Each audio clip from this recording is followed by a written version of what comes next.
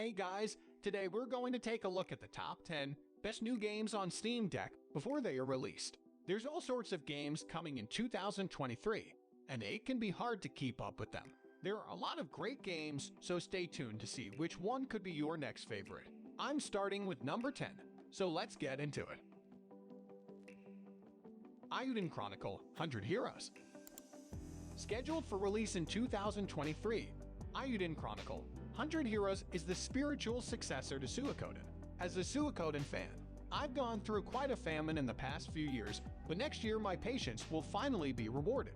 Not only will Konami bring back the first two Suikoden games with HD remasters in 2023, but we'll also be able to find out what Eiyuden Chronicle 100 Heroes is all about, as it's the spiritual heir to the JRPG saga. The title was present at the Tokyo Game Show to give some news. We are promised to find the spirit of Suikoden with more than 100 characters to recruit and tactical battles, all served by a very nice art direction in 2.5D. We can only hope that the game will make as much of an impression on us as the license it is based on. I can't wait to play it on my Steam Deck. If you don't know Suikoden, it's a monument of the JRPG that I invite you to discover why not with the HD versions that will be released. Street Fighter 6. Street Fighter 6 has recently been confirmed to be released on PC and consoles in 2023, with a variety of new additions to its fighting system. There's also a new art style, a selection of powerful fighters, improvements to netcode, and many other changes in this game. If you are a fan of 2D fighting games, or you want to see how much the genre has progressed in recent years, Street Fighter 6 looks like it could be the new pinnacle of the genre. Furthermore, it will come with a newly designed control scheme that will make it easier for anyone to join in and fight, regardless of skill level. Be prepared when this title launches in 2023. The game will have a more advanced narrative mode than its predecessor. Capcom wants to offer Street Fighter 6 a story mode worthy of the name. The World Tour mode will allow your fighter to navigate freely in a city following a scenario that remains quite mysterious for the moment. This sixth episode takes place after the story of Street Fighter Roman 3. Thus, most of the historical characters are now older and have a different design. We can see it in Ryu's beard or in the fact that Chun-Li seems to have become the master of his own dojo. Note at first that the fighting game will offer two different types of controls. The classic mode will bring back the 6 buttons and the usual diagonals of the series. The modern mode will be based on button combinations to perform the most complex manipulations of the series easily. Thus, the Hadouken will be launched with a single keystroke, and the different specials can be launched by pressing the same key plus a direction. Be careful though, this is just to help new players get into the swing of things. The best combos will necessarily require the classic mode to be executed. We find the gauge that allows you to perform a big combo that can turn the fight in your favor or to finish your opponent. I hope this game will give a new life to the Street Fighter license. I spent a lot of time on the fourth. The fifth office was a disappointment for me, so I hope it will do better.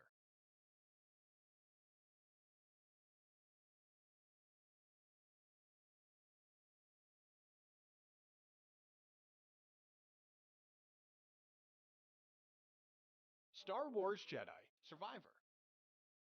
In 8th position, it is a game whose first opus gave me hope in the licensed Star Wars. It's Star Wars Jedi Survivor, the sequel to Jedi Fallen Order from Respawn Entertainment.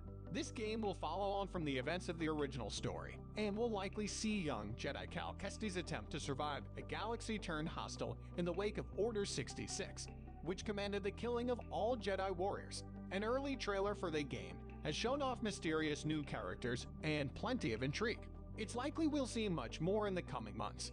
Fallen Order was a major success on all fronts, and proved that single-player Star Wars games have a major future at publisher EA. We're excited for the sequel. The sequel to Star Wars Jedi Fallen Order is an action-adventure game.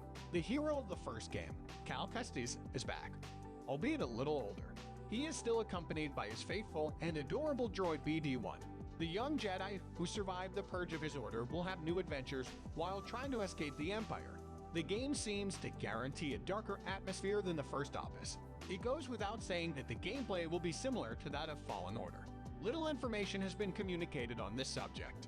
The director of both games, Stig Asmussen, revealed that he wanted to expand the forms of combat, which are very numerous in the Star Wars universe. This feature should bring more authenticity to the game. Stigas mustn't explain that the developers couldn't imagine Cal without his little sidekick BD1, underlining its importance in the gameplay. The last element comes from the title itself. Survivor seems to tell us that the game might have characteristics inherent to survival games. The Day Before. The Day Before seduced me at first by its influences, which are obviously very visible if you watch a few seconds of gameplay video. The spirit of The Last of Us is never far away, since you play as a survivor in a post-apocalyptic world who has to defend himself against zombies that have been transformed by a virus, but also against other humans who want to kill you, whether they are controlled by other players or not. Like Daisy, you don't need to look further to find the feeling of Naughty Dog's game, even if The Day Before transposes it here in a much larger open world, without loading times and in the company of other players. Where The Last of Us is a resolutely single-player game with a great narrative experience, The Day Before focuses more on online play with a strong survival component. The title also reminds us of The Division, which is in the same vein, with the presentation of large abandoned cities in which players will try to survive. There will be PvP-oriented zones, and above all, neighborhoods to explore to find resources.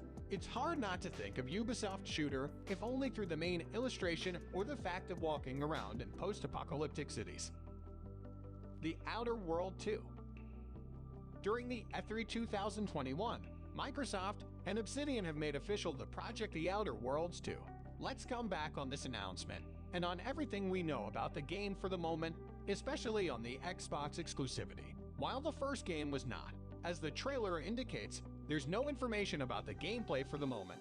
The game is not advanced enough to specify anything about the gameplay. There is no doubt that the essence of the title should not deviate from that of the first opus.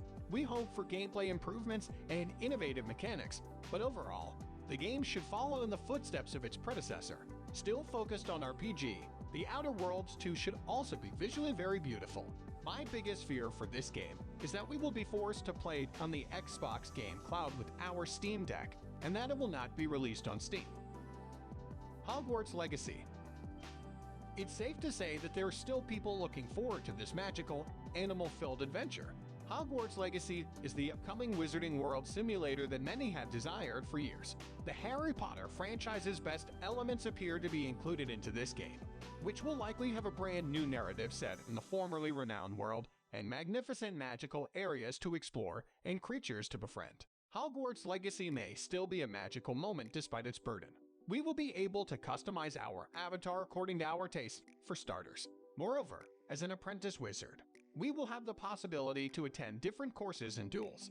In the same idea, we will have the possibility to make our own potions and use different alchemical elements during our confrontations with various creatures. In this respect, the bestiary seems rather complete and faithful enough, not to mention the ability to explore the world of Hogwarts Legacy, even beyond Hogwarts, all this while enjoying a dynamic weather. Indeed, let's remember that the title of Avalanche Software is an open world. Dungeons should be part of the game to spice up the experience. We could also count on a wide variety of secondary activities to discover and accomplish. However, no Quidditch, not for lack of time. A bit of a pity for a game in the Harry Potter universe, but it doesn't diminish the hype I have for this game. Starfield. Starfield is still on track to launch in the first half of 2023, despite being pushed back from late 2022. Bethesda shifted its focus to polishing the game to its full potential. Starfield is shaping up to be a huge game in sales and scope, so Bethesda is working hard to ensure a smooth launch. When the game does come out in 2023, it will be an epic journey that starts from humble beginnings and takes you across the stars. There's life waiting to be discovered out there in the universe, and it will be your job to find it, befriend it, or betray it. The game seems to be a mix between a Star Citizen, a No Man's Sky with RPG elements. I think and hope that the game will live up to our expectations, because unfortunately Bethesda has been disappointing for several years. I hope with all my heart that this game will not be a flop. S.T.A.L.K.E.R 2. S.T.A.L.K.E.R 2 is a video game in development in the action/FPS genre and developed by GSC Game World. 13 years after the release of the first opus and 11 years after the release of the last episode of Call of Pripyat. With S.T.A.L.K.E.R 2, the license makes its first appearance on consoles. In a post on the Xbox website, the developers introduced the bounty hunters who venture into the zone after the 2 explosions at the Chernobyl power plant. The life system in version 2.0, the technology that brings the world of S.T.A.L.K.E.R 2 to life, was also highlighted. It allows to guide animals and NPC in their environment, create random events, and energize players' games. GSC Game World announced the color by presenting S.T.A.L.K.E.R 2 as its most ambitious game, with a strong point of storyline with several endings. It remains to be seen what the title really has in store. Baldur's Gate 3. The third game in the cult RPG series, Baldur's Gate 3, will be released in 2023 by the Larian Studios. The best-selling Divinity series helped Larian Studios become well-known worldwide, and the game was made under the direction of Wizards of the Coast. Although some of its components have been changed to better suit the video game, its mechanic is based on the 5th edition of the Dungeons & Dragons paper RPG system. Baldur's Gate 3 is based on a new version, 4.0 of Divinity engine that powered the previous Larian Studios game. The character models are detailed, as well as locations. The effects accompanying the use of spells are also impressive. Although the game is colorful, in comparison with the original Sin series, the colors are still clearly subdued. Baldur's Gate 3 takes place about 100 years after the events presented in Throne of Baal, an expansion to Baldur's Gate 2 Shadows event. The action is launched at the moment when the Baldur's Gate is invaded by representatives of the sinister race of Illithids, Mind Flayers. As in the previous parts of the series, the action is observed in the isometric view. In the vast world, you will find both cities, villages, and idyllic open airs, as well as horrifying underground. You will meet during your game several companions who will join your group up to 4 characters maximum. Diablo 4. And to conclude this list, Diablo 4. We're finally getting Diablo 4 in 2023 after it was announced all the way back in 2019. Early glimpses of the game show off new, exciting classes, evil villains, and lots of skeletons, and we can't wait to see more when the game launches. There was a leak in August 2022 that Diablo 4 will be featured at the 2022 Game Awards ceremony. So we'll be on the lookout for more information as the year comes to a close. We can't wait to see more of this beautiful, gritty game. Diablo 4 begins decades after the events of Episode 3 and the defeat of Malthael. The fall of Malthael has left the world bereft of life, but as life slowly returns to normal, a new antagonist emerges: Lilith, the daughter of Mephisto. Along with other renegade demons and angels, he was instrumental in creating Sanctuary, a haven for mortals away from both hell and heaven, which she now seems to threaten. As in previous games, you create your avatar from a campfire, and for the time being you can only choose between Barbarian, Witch, and Druid. When the game is released, 2 other classes will be available. If Diablo 3 already allowed you to choose the gender of your character, this new episode will go further in customization. We will be able to choose between 5 classes: Barbarian, Druid, Necromancer, Rogue, and Sorceress.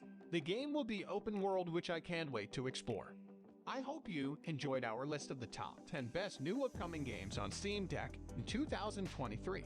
We are excited for all of these new games and can't wait to see what they have in store for us. Feel free to share your top 10 games from 2023 that you would like to see come to the Steam Deck. I'm curious to know. Thanks for watching.